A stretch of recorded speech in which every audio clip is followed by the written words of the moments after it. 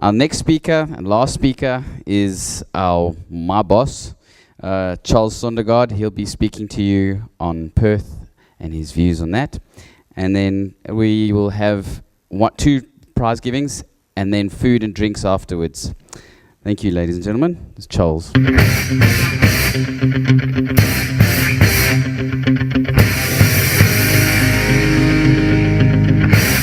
you.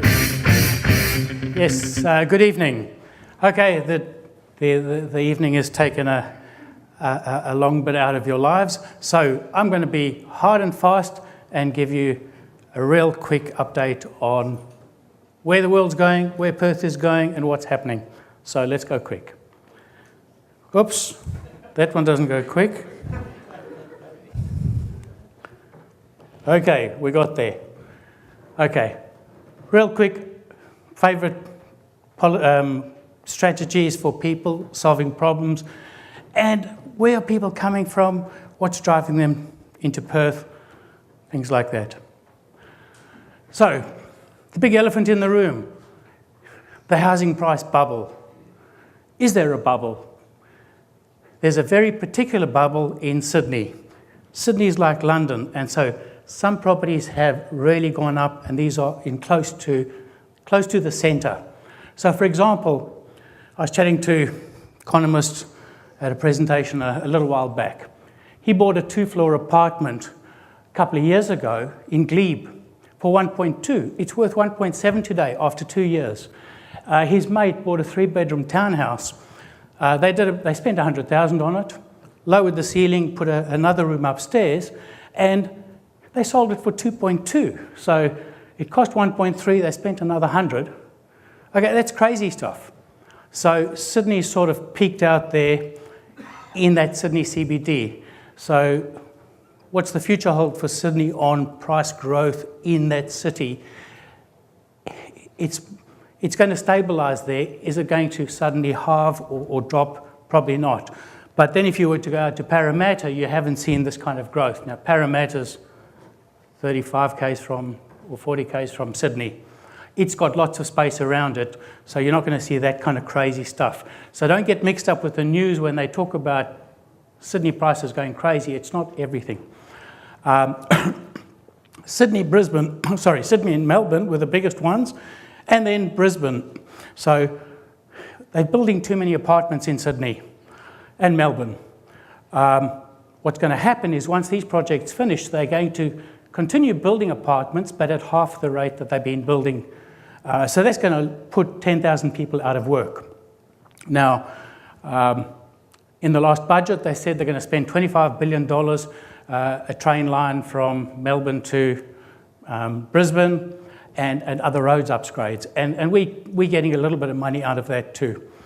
But the problem is it's too little in spending. It's going to take 4 years to get going. It won't replace those 10,000 jobs. So the interesting thing is Sydney's economy follows the housing market quite closely. And with its housing market, we should expect a bit of a slowdown, and Sydney's economy, New South Wales, will slow down a bit. Perth sits in a different time frame. We peaked in 2014. So we've had 15, 16 flat into 17, and we are now seeing a bit of uptick there, okay? The difference between Perth, everyone says, but we're building lots of apartments here. Our apartment density is around about 5%. Brisbane is quite crowded with apartments, but when you get over to Melbourne, Sydney, it's over 15%. So we are very light on apartments. Perth, we expect over 30 years, something like that, to grow by 600,000 people within the CBD radius. So close to town, you imagine another 600,000 people living in a 10K circle from the Perth CBD. Okay.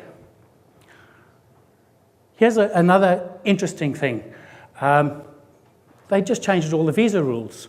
They've wrecked a few people's lives because they were on a 4-year visa. For example, they were sponsored over as an accountant. They hadn't reached the 2-year period to apply for the permanent pathway, the 845. And the government said, no, we're cancelling all of that. There is no more permanent pathway. You've sold your place back in your home country. At the end of your 4-year visa, you've got to go home. There isn't a permanent pathway. We've taken accountants off the list. And we've cancelled some of those visas. So a lot of other fields, the way they announced this change was a bit stupid. The other interesting thing is, why did they announce the change? Now, our population in Perth, where it says Perth migration, Perth population growth, last year was about 1.1, this year it's going to be 1%. That is our natural growth. So last year, we still received migrants, but we also lost people interstate to the eastern states. So we had a very small net migration of new people, but our population still grew by 20-odd thousand. That was called natural growth. That means we had 2% births and 1% deaths. So we're still growing the population by 20,000. Here's the interesting thing. Perth was known for having the worst unemployment rate, or second worst, when you take some of the smaller states into account. Perth is now the second best when it comes to the unemployment. Do you know why? Because the other states' unemployment has risen, and everybody's closer to the 5.9. Last year, Australia was at 5.6. This year, it's 5.9. So the economy's gone backwards a bit overall. We've already felt the pain in WA. Sydney's going to feel it a bit more. Now, interesting, another fact, Melbourne is growing by 20,000 people more a year than Sydney. That's why Melbourne is going to be bigger than Sydney, who knows, 20 years. Back in 1995, Sydney said, we're not going to expand anymore, so they closed off growth. They had a lot of growth corridors for freeways. They turned them into housing. Melbourne made plans to grow, and Melbourne is a very livable city. So Melbourne is growing very strongly out in the west, Melton, those kind of areas, and they've got plenty of opportunity for growth close to the city. Okay, so why do people come to Australia?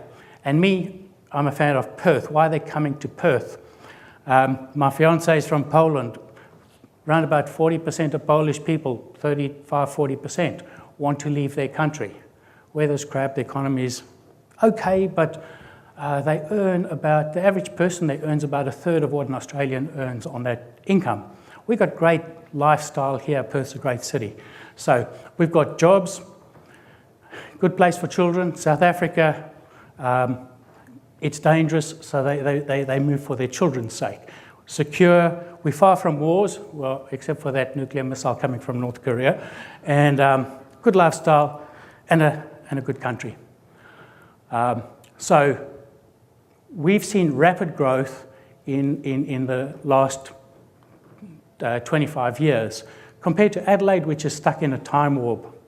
Our population growth peaked in 2012. We had 70,000 increase in population then. Then we started seeing this slowdown, 30,000, 20,000, and again, 20,000. There's no migrants really coming to Perth. But remember, this is a short-term window, and hopefully we'll turn slowly. We won't have that same boom time.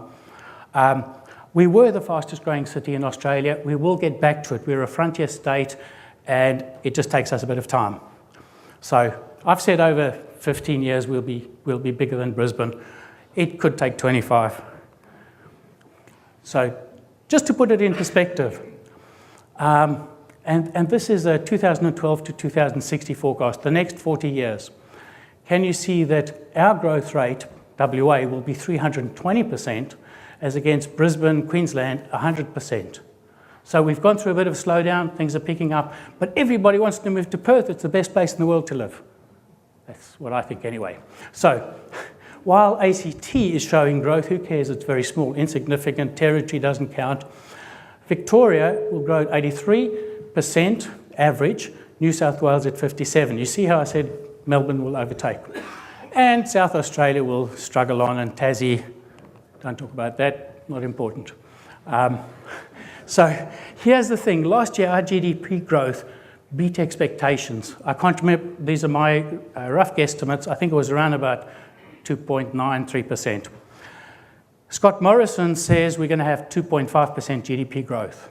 He also said the iron ore price will be over 65 a tonne for the next year. But I think we're going to see 2% growth, and I don't see the iron ore price running at 65. At the moment, it's running around 55 a tonne. LNG, which has also contributed to our GDP, prices are weak. Shale gas in the US, oil prices will be low. So, where they're going to get this growth from? One of the things to worry about when you're talking about superannuation, you look at the CPI index, but cost of retirement is going up at least twice that rate of CPI because they spend different things. Interest rates are going to rise. Of course, this bank tax will push them up a couple of, at least 25 basis points. It's going to get passed on somewhere. The world's interest rates are rising, so this is going to hurt us more because our growth isn't where it should be. The US is at full employment. The difference with the US is they've seen no wage growth. They've got lots of low-income people, but they're fully employed on very low money. Our biggest problem is the unemployment rate. It's going to take a few years to chew away at that. But Australia has a solid middle class. America has hollowed out its middle class. So there's a lot of people relying on 3 part-time jobs and still can't pay the bills in the US. Here, it doesn't matter where you come from, how much money you've got. Most people have an opportunity to improve themselves. It doesn't matter whether you came from a rich family, poor family, etc. So what I mentioned, Sydney's economy follows house prices a bit. Queensland's relying on tourism. That's a typo there. South Australia's relying on submarines. If it wasn't for submarines, nothing would happen there. WA's got great opportunities. Tourism, mining, gas, and food. So Chinese tourism, remember the Chinese are adding 1 city a year, 3 cities a year, 20 to 30 million people added to the Chinese population.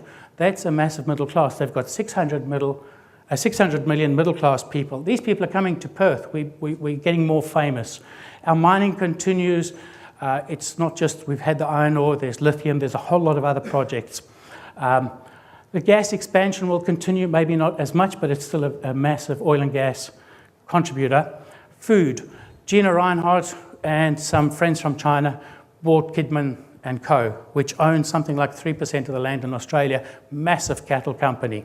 She wants to sell 600,000 cattle a year to China. Now what they do here, they grow them, skinny cows, squeeze them onto ships and send them to China and feedlot them. We're doing this at the moment with Indonesia, but nothing near these numbers.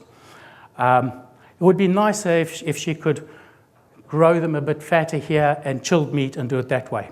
Okay. Andrew Forrest bought Harvey Beef, and he's selling chilled meat offshore. We keep the jobs here. Now, how are we trying to keep the economy going is all this infrastructure spend, but we need some more productive stuff. It's costing us massive debt.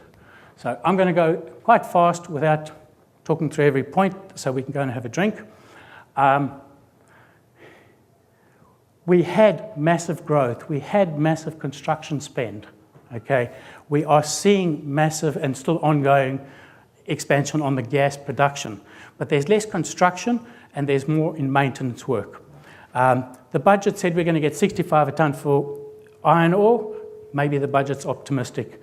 It's currently 55. LNG is flat oversupplied on the price, but this is like 30-year projects. So just remember, this was a 2012 ranking. Western Australia was still ranked as #1 mining destination. Canada, Saskatchewan, the mining province, Nevada, Northern Territory, South Australia. So that's a world ranking, pretty good. What's going to drive migration to Perth and what's driving major cities? Okay, so Perth isn't on the top major cities, but this applies to us too. Industry, services, so we're the mining centre. We do lots of mining in Africa and other places around us. Innovations happening. We've got a very high skilled workforce. The Chinese cities are growing, and remember that benefits us. They come here on tourism. 8 European cities, they don't have the growth. Okay, we'll drop off the top 50 list. China will actually pick up, of the top 50, they will actually have 17 out of 50. We live off China here. Okay, which cities will see the biggest increase in GDP growth? New York is a massive financial Shanghai. When you look at these, a lot of Chinese ones. Perth ranks 45 on the list. No other Australian cities in the top 50. So, lucky country, I'll go through real quick. Chinese tourism spend is growing at 11% per annum. Okay, so tourism, hospitality, education, other things there. But I'll just want to show you a couple of interesting ones. So Gina wants to sell 600,000 head of cattle to the Chinese. Andrew wants to export chilled beef to Asia. Prawns, kiwi fruit, garlic and meat. Now, interesting, in South Australia, there's a very big garlic farm where they're exporting. Kiwi fruit in Manjimup, we've got the biggest kiwi fruit farm in Australia. Prawns, Sea Farms has just received development approval. So last year it was environmental approval to spend $1.2 billion in Kununurra, just across the border in the territory, and create massive prawn farms and export 100,000 tonnes of tiger prawns to China. AACO, this was a point I made last year, and gets back to Gina's cattle. They are slaughtering about 500 head a day in Darwin and selling that to the Chinese. So our north has got massive opportunity. The Sea Farms one, where else in the world have you heard of someone spending $1.2 billion? It'll take a few years to finish this project, to export 100,000 tonnes of tiger prawns a year. This is a West Perth company. They've got smaller prawn farms in Queensland. And I've been watching this for the 18 months, and it's progressing. Fascinating. So that's just one opportunity to grow prawns and sell them to China, as opposed to we always don't like buying prawns grown in dirty water there. So Australia, 10 years' time, you know, I think we always look short term. Longer term, 10 years is a short time frame. 30 years, Perth is going to continue to grow. One great indicator, the Perth Fringe Festival, which is a spin-off of the Edinburgh Festival. I think it's been here for 6 years in a row.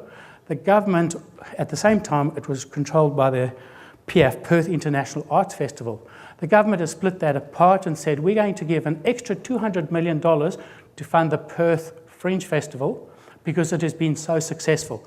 Trevor mentioned Elizabeth Quay and all the precincts where entertainment now happens. So that Fringe Festival is going to be even bigger next year.